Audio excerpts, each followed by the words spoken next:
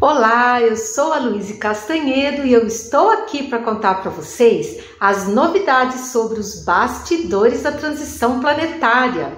E hoje, pessoal, nós vamos partir para o último episódio da saga da Guerra de Órion. Hoje nós vamos então encerrar esse assunto instigante e antes de eu contar tudo para vocês, vamos rodar a vinheta.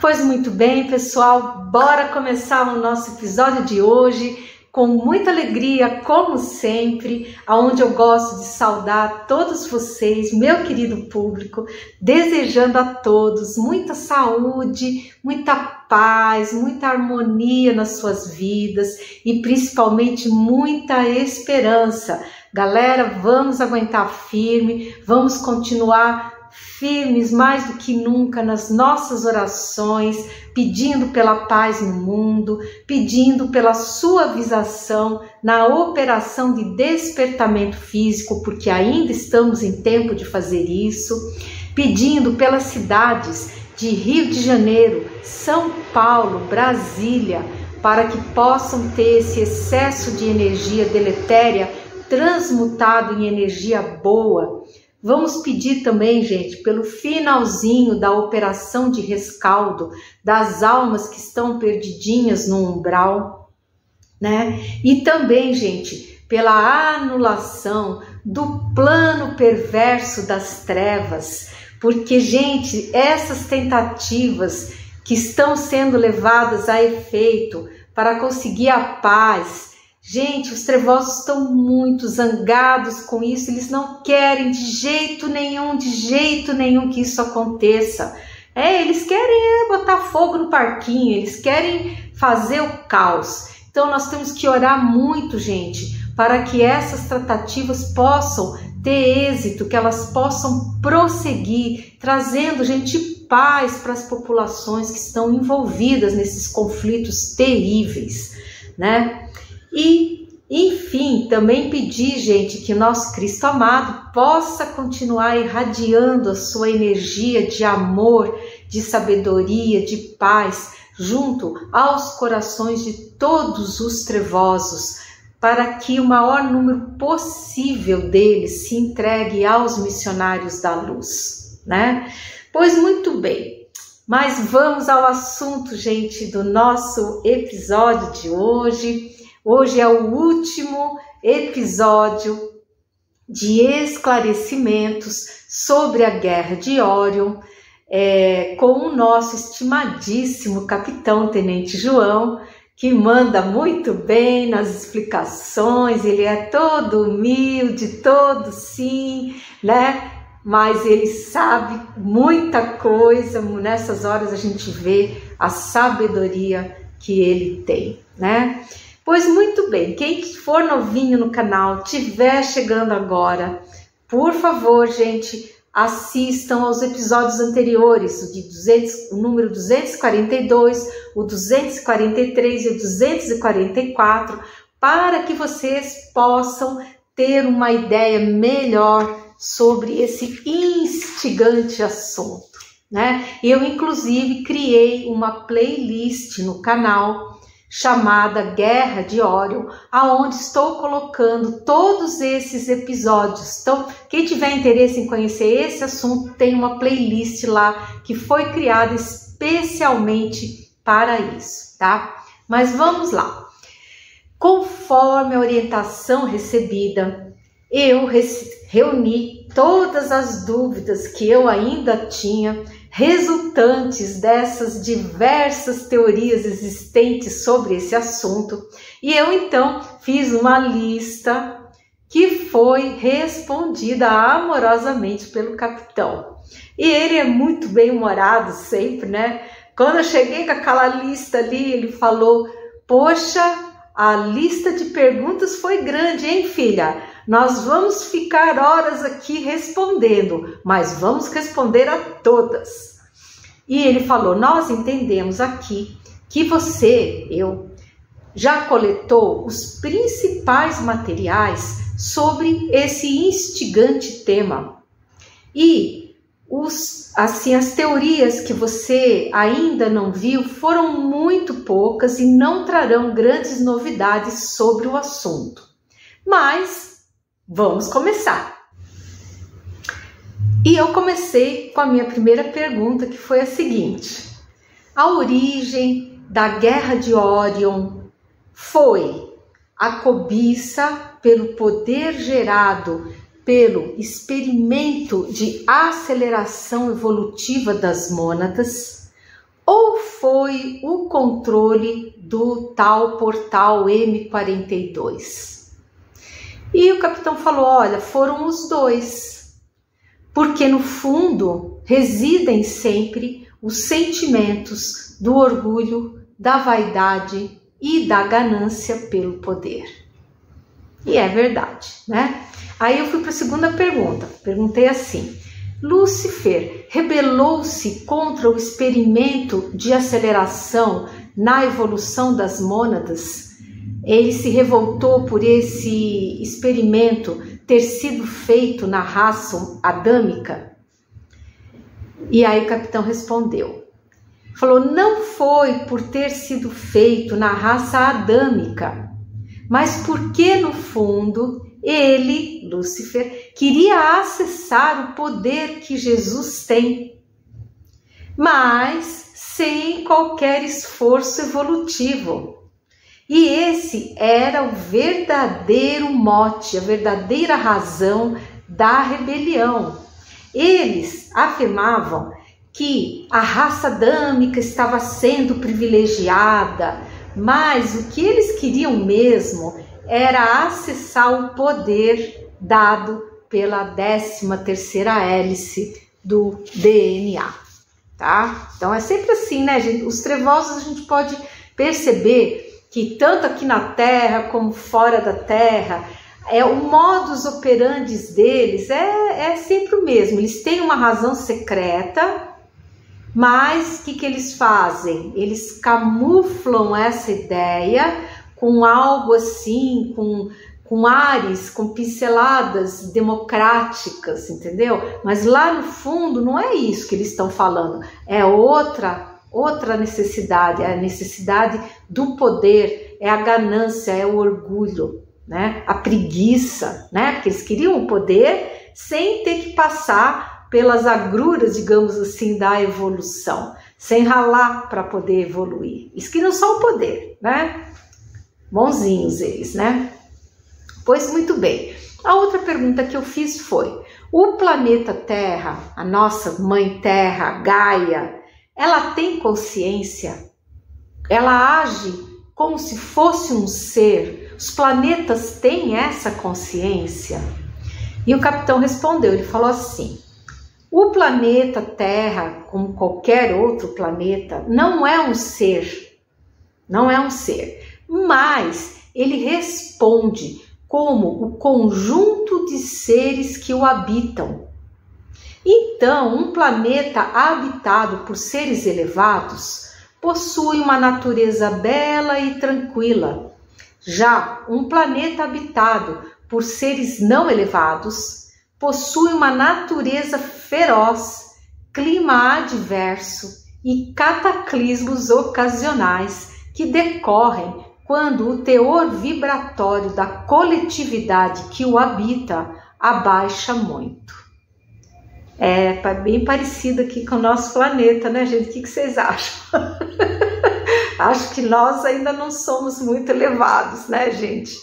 Mas enfim, e se você estiver gostando do conteúdo aqui, desse episódio, por favor, a gente já sabe, aquele pacotinho youtubístico, clica no like, clica no sininho, compartilhe o vídeo e se inscreva no canal, caso você ainda não for inscrito. Isso ajuda muito o nosso trabalho de divulgação da boa nova do mundo de regeneração.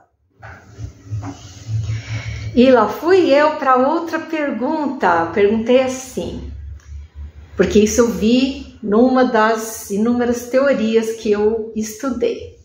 É verdade que 72 raças contribuíram para o nosso DNA e que essas 72 raças deixaram o trabalho incompleto devido à Guerra de Órion? E o capitão respondeu, falou, não, minha filha, isso não procede.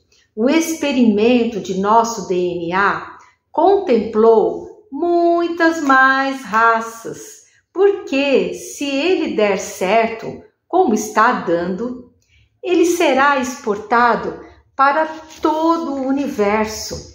E ele vai necessitar e necessita ter um reconhecimento genético para que ele possa ser implantado nas raças, tá? E ele explicou, ele falou, toda a parte do DNA que vocês acham inútil, na verdade, ela é composta por esses arquivos, digamos assim, universais, anexados ao DNA e que serão futuramente utilizados nas demais raças. Então, o que eu entendi? Que esse experimento que nós somos, em dando certo como está dando, vai ser exportado para todas as demais raças que existem no universo. Mas para que haja, digamos assim, uma compatibilidade, não haja uma rejeição nesse novo DNA que vai ser inserido, foi colocado no nosso DNA um pouquinho de cada uma de todas as raças do universo, gente, é o que eu entendi, tá? E que compõe essa parte do DNA que os cientistas não sabem por que serve, que está aparentemente inativo, tá? Na verdade, é esse arquivo que o capitão explicou que ele, digamos assim, ele é anexado ao nosso DNA, que vai permitir que o experimento seja replicado para todas as raças, sem que haja qualquer tipo, digamos assim, de rejeição, tá? Achei muito interessante isso, não tinha a menor ideia, né? Mas aí parti para outra pergunta. O que eu perguntei? É verdade que as diferentes etnias que nós temos aqui no planeta Terra foram criadas por intervenções de diferentes seres extraterrestres? Negros, índios, brancos, hindus, orientais, as chamadas raças negra, branca, amarela, bronze e vermelha? E ele respondeu, o capitão falou, sim, minha filha, é verdade. No início do projeto da raça humana, várias foram as raças de seres não elevados que deixaram aqui o seu DNA, resultando nas diversas etnias que existem atualmente. E como todas elas trabalharam com o mesmo primata, existe a total compatibilidade genética entre todos, tá? Então, todas as raças, digamos assim, né, que eu citei aqui, amarela, bronze, negra, branca, enfim, elas, né, conseguem se interrelacionar sem qualquer tipo de problema, né? Vejam que coisa maravilhosa que é o nosso Brasil, que é uma mistureba danada de raça, e ó, tudo gente maravilhoso, né? E o capitão continuou explicando, ele falou assim, todos os experimentos feitos com outros primatas não prosperaram, porque desejava Jesus iniciar o seu projeto adâmico aqui no planeta Terra. Por que Jesus permitiu isso? Porque eram raças não elevadas que fizeram isso. Mas elas acabaram, aquilo que eu sempre falo, né? Que as trevas, a ignorância, mesmo sem querer, mesmo sem desejar, elas acabam sempre trabalhando para a luz. Então, foi permitido que esses seres fizessem esses experimentos. Para quê? Porque isso foi, de certa forma, já foi ao encontro, né? Foi ao encontro dos objetivos de Jesus, né? Que era o quê? A criação já da raça adâmica, para que ele pudesse iniciar o projeto dele aqui, evolutivo do planeta, né? E no futuro receber pessoal de Capela, enfim, né? E essa turma veio e acabou trabalhando, contribuindo com isso para a raça adâmica como um todo, né? Eu achei assim bem interessante. E numa das muitas teorias aí que eu andei pesquisando, tinha uma que falava o seguinte, que existiram 7 arcas da aliança ativando forças telúricas que seriam distribuídas então pelos monumentos megalíticos para o desenvolvimento consciencial da raça humana. Segundo essa teoria, aqui na Terra teria tido muita gente vinda de Órion, né? E que então eles teriam feito essas 7 arcas da aliança com digamos assim, o objetivo de fazer um despertamento consciencial da raça humana, né? E o capitão falou: olha, minha filha, essa história das 7 arcas da aliança não procede. Trata-se de ficção. Já a rede energética de construções monolíticas existia realmente, explorando os pontos energéticos emissores do planeta que forneciam energia para as instalações dos seres extraterrestres que aqui atuavam. Bem interessante. E ele disse: eu falo, minha filha, de tempos imemoriais, muito mais antigos do que a ciência atual cogita. No futuro, lendo os registros acásticos do planeta, vocês vão conhecer toda a verdade. E aí eu parti para outra pergunta. Perguntei assim: é verdade que foram feitos clones dos adâmicos para enfrentar os reptilianos que se reproduziam mais rapidamente?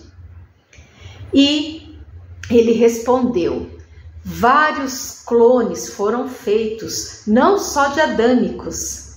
Foram produzidos vários clones para se tornarem guerreiros durante a Guerra de Órion. E não aconteceu somente com a raça adâmica.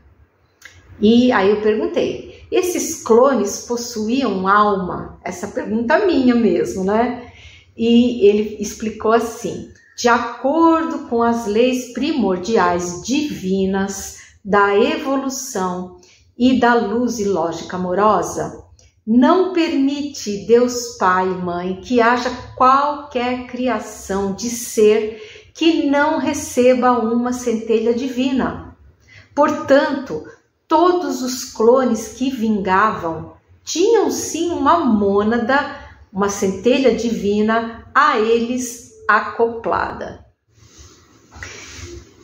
E lá fui eu com mais uma pergunta: é verdade que os discípulos de Jesus participaram da Guerra de Órion, destruindo planetas e estrelas, e por isso tiveram que trabalhar duramente para alterar o padrão moral dos habitantes da Terra?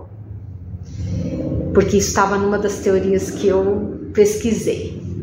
E o capitão respondeu e falou: os espíritos escolhidos pelo Mestre Jesus para serem seus discípulos não foram escolhidos aleatoriamente.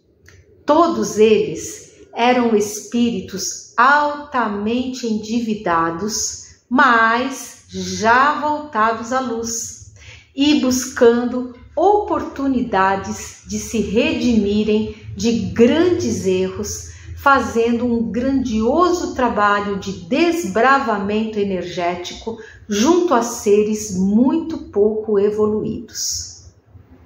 E mais, eu não tenho permissão para o dizer, minha filha. Porque eles são assim, né? Nem tudo eles têm permissão para nos contar.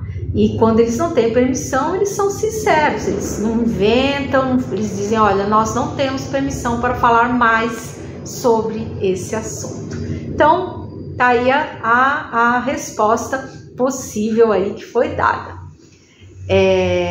E eu perguntei também se ficou algum resquício energético ou anomalia no braço de Órion decorrente da utilização dessas tais bombas de quarks ou sol negro, né? Porque tinha visto uma das teorias que dizia que tinha ficado várias sequelas e que isso iria afetar o planeta Terra, que a gente ainda ia sofrer muitos cataclismos por causa disso e coisa e tal.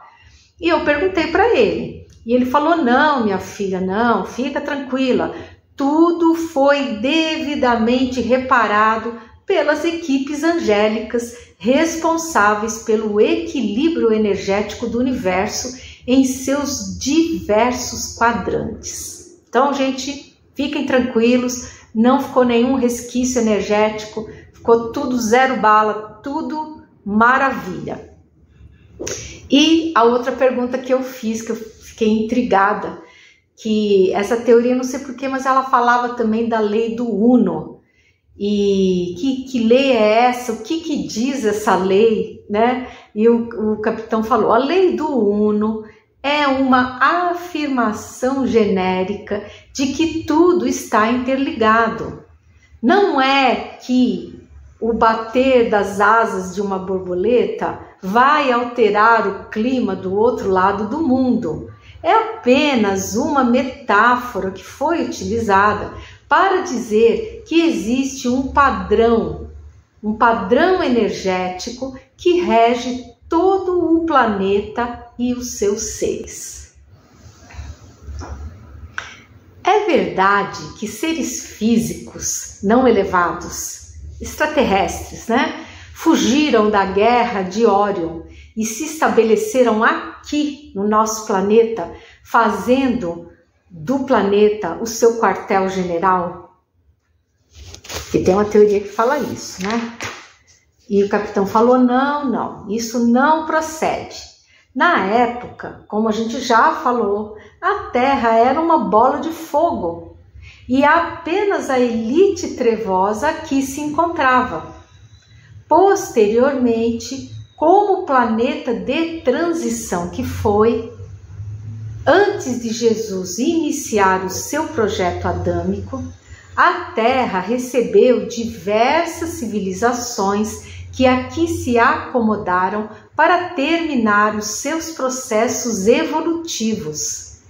E dessas civilizações, nada resta, vocês já o sabem. Até já fiz um episódio, gente, sobre isso, sobre os que eles chamam de achados impossíveis, que tem vários achados impossíveis, tipo, tem uma pegada na pedra petrificada de dois pés de bota e tem uma trilobita ali esmagada, tá? E que o ser passou por ali, esmagou a trilobita, foi embora, aquela pegada ficou preservada com a trilobita lá esmagadinha e aquilo virou pedra, tá? E é um achado, gente, de milhões de anos, tá? Que são chamados artefatos impossíveis, né? Como tem também um machado que está incrustado numa pedra de 400 milhões de anos. Então, é umas coisas assim que os cientistas eles pegam aquilo, escondem lá no museu, põem num cantinho que eles não sabem explicar, né? Então eles escondem coisa e tal. Mas realmente são provas, algumas poucas provas que existem que o planeta foi habitado por outras civilizações. Isso na época que a Terra era um planeta de transição, tá? Isso está bem explicado pelo Allan Kardec no livro dos Espíritos, tá? E eu vou ver se eu consigo encontrar essa referência, eu vou deixar na descrição do vídeo aqui para quem tiver interesse e quiser estudar um pouquinho mais a respeito, né? E aí eu perguntei, né? Porque ele falou Delite Trevosa e tal. Eu falei, e o Javé? O Javé participou da Guerra de Órion? E ele falou, não, o Javé já estava aqui na Terra, que era uma bola de fogo, ele veio para cá quando a Terra era uma bola de fogo, e ele não participou dessa infame Guerra de Órion. Ele fez outras coisas, mas da Guerra de Órion ele não participou.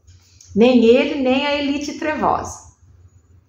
E aí o capitão foi finalizando, ele falou, olha, todos os orbes, os planetas, obedecem à lei da evolução. Qualquer teoria que não observe qualquer uma das 3 leis divinas primordiais não é verdadeira. É simples assim, tá? E aqui, gente, o capitão se refere àquelas 3 leis de Deus primordiais, que leis são essas, gente? Lei da evolução, a lei da luz e lógica amorosa e a lei da liberdade, que contempla o livre-arbítrio, tá, gente? Então, isso é interessante, porque quando aparecem essas teorias muito assim, a gente tem que pegar e submeter ao crivo dessas 3 leis. Se a teoria ferir uma que seja, é sinal que ela não é verdadeira. Ela tem alguma distorção ali, algum problema de entendimento, mas ela não é aquilo que está sendo dito, tá? E então, o nosso querido capitão considerou como terminado o trabalho de pesquisa e esclarecimento sobre a famosa Guerra de Órion. E eu espero que realmente vocês tenham gostado de saber disso tudo. Eu acho que é um material muito rico para estudos, para reflexão. Como falei, eu vou deixar à disposição de vocês, meus queridos ouvintes, numa playlist separadinha para quem quiser estudar o assunto. E como eu sempre digo, eu sou apenas a intérprete, pessoal. Eu aprendi tanto quanto vocês estão aprendendo agora, tá? A sabedoria é toda da espiritualidade dos nossos irmãos estelares elevados, tá? Então é isso, espero que vocês tenham gostado. Eu sou a Luíse Castanhedo e eu espero vocês no próximo episódio aqui do nosso canal. Até lá!